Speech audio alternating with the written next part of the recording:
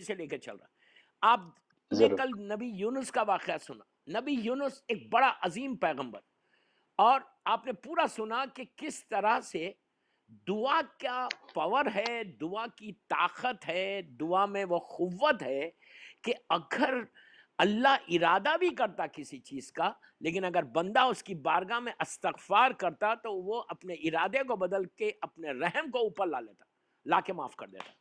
آپ سوچو کتنا بڑا کریم ہے, کتنا بڑا کریم ہے کہ نبی کا بتایا ہوا عذاب رکا. سے پلیز غور سے سننا, نبی کا بتایا ہوا عذاب رکا صرف اس لیے کہ نبی کی امت نے اس کی بارگاہ میں سوری بولا تھا, صرف سوری بولا تھا, اور بولا تھا کہ مجھے ہم کو معاف کر دے. سوری میں اتنی طاقت ہے, معافی میں اتنی بڑی طاقت ہے. آپ نے میری پہلی تقریر بھی سنی جناب ہور والی, اور یہ بھی تقریر کل کی سنی, کہ جس میں آپ نے دیکھا کہ سوری بولنے میں, اور سب سے زیادہ, میں پلیز غور سے سننا, سب سے زیادہ ڈیفیکلٹ جو ہے وہ سوری کا بولنا ہے.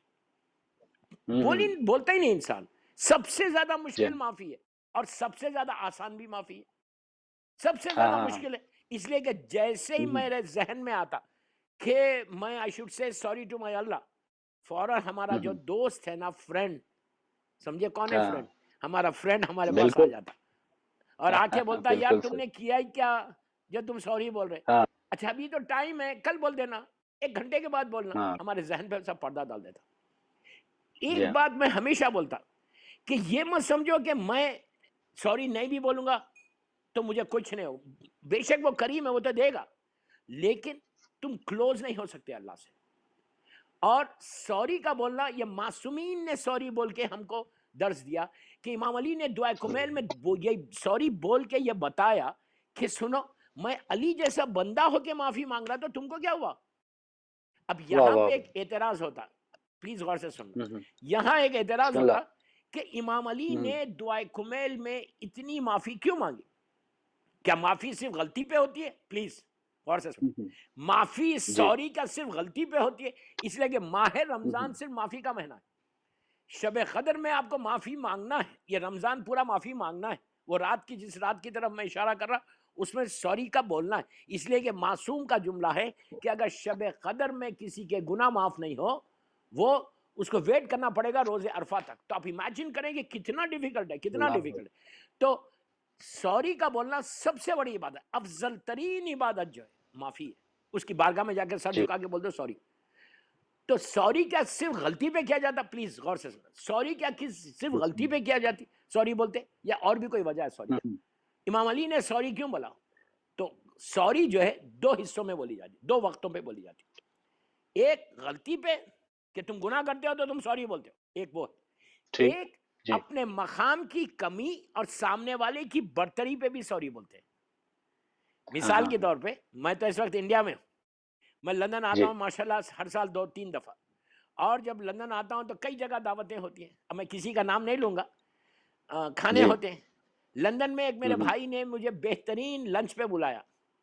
اچھا یہاں پہ ایک مسئلہ بتا دوں, یہ بھی بہت اچھا ہے رزق کے کھلنے کا, کہ اگر تم اپنے گھر پہ مہمان کرو, کسی کو کھانا کھلاؤ, تو یہ مت سمجھو کہ تم کھلا رہے کھانا, وہ اپنے رزق کو لے کے آ رہا.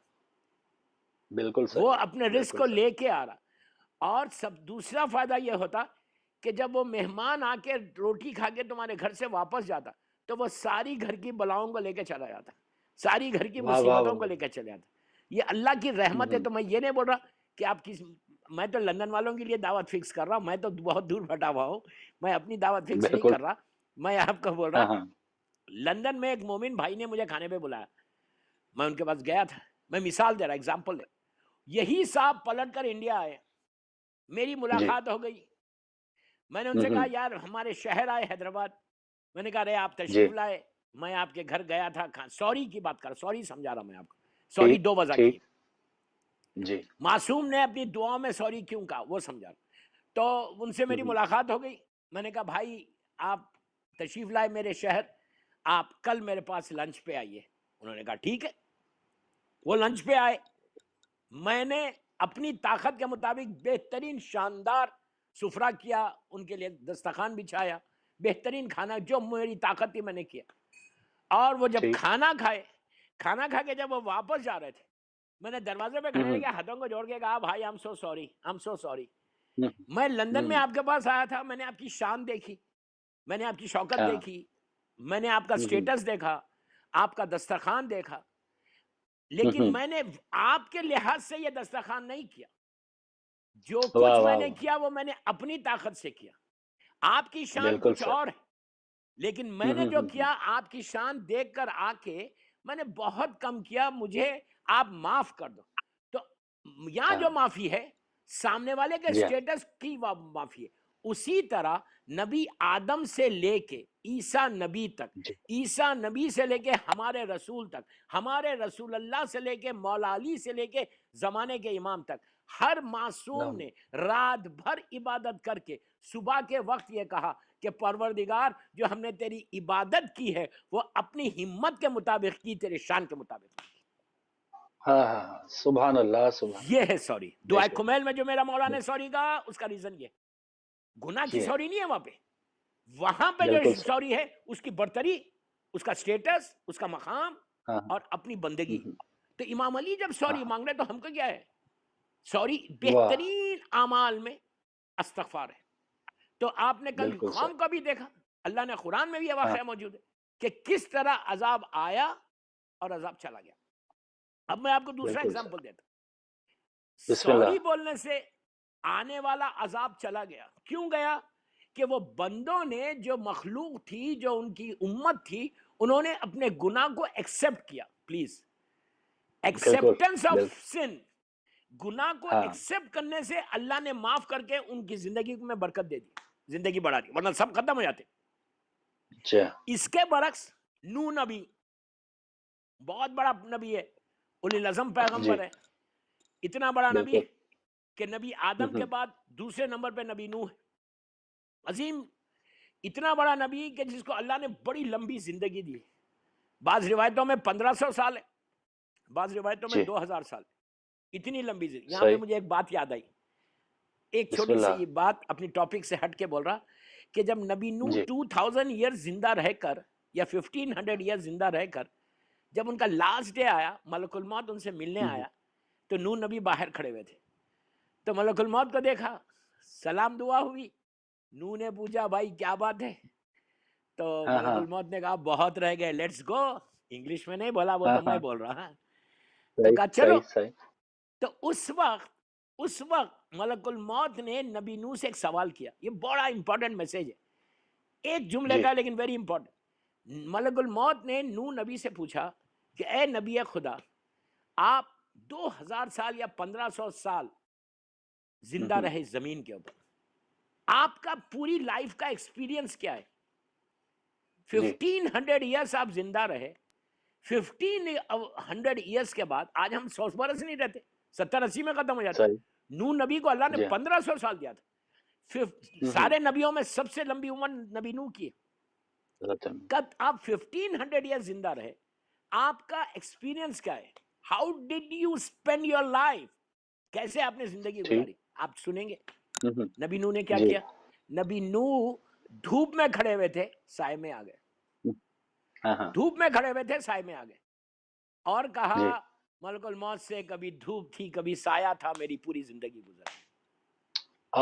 یہ لائف, یہ لائف ہے. تو قوم نوح, نوح نبی کی قوم, نوح نبی کی امت, یونس کی امت نے گناہ کو ایکسپٹ کیا تو آیا ہوا عذاب رک گیا, رحمت آ گئی. نوح نبی کی امت نے کیا کیا؟ نوح نبی کی امت نے مذاق اڑایا, اللہ کا مذاق اڑایا, جوک کیا.